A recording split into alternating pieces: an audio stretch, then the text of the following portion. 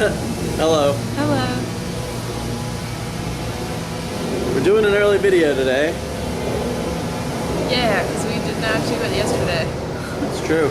And we got a lot of things to do today. Yep, we're going to paint wood for my show, which is next Friday. Okay. We're outside, gonna paint wood. I already said that, I don't want to say it again. And then what do we have to do today? Watch Jumanji. Yep. We're just getting the hard work out of the way first. So now we're going to paint this wood. Enjoy.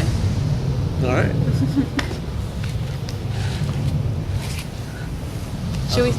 Should I start it and stop it again? Yeah, sure.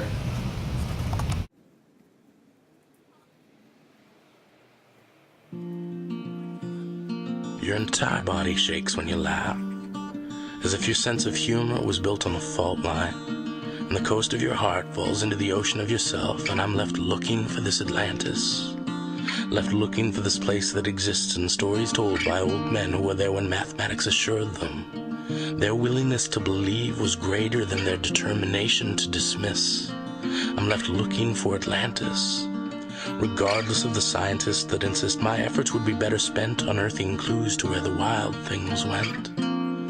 Try as it might, faith can't put a dent in fact, so we must settle for watching science reenact the world, as if the universe was curled around this globe, and if we consider that the universe is never-ending, then we're not even a microbe. We're like a death threat from a pacifist, we're nothing.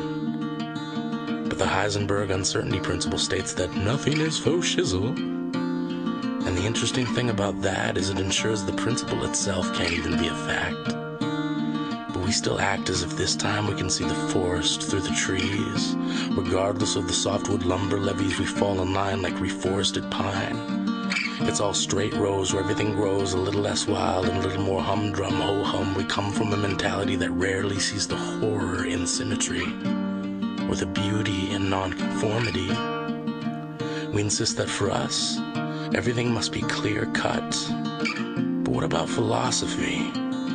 What about the tree that fell in a forest that no one was around to hear? It's a little less clear and a little more deep.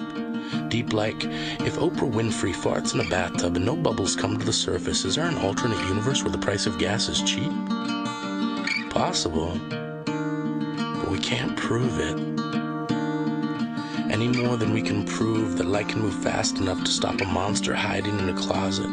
We deposit our faith and fear, but clear our minds to the possibility that maybe we as adults secretly sometimes still get scared of the dark. Things that go bump in the night. And I can't prove that I've ever loved anyone, but despite the smoking and the overweight body, I want to grow old with you. Go through muscle and joint pains to the point that every time it rains, we can feel it in our knees.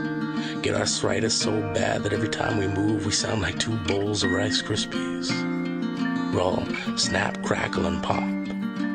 But we still take the time to stop and take the time. I'm looking for Atlantis, letting faith turn this fiction into fact, as if I've tracked this missing continent for decades, and all I know so far is that it's somewhere underwater.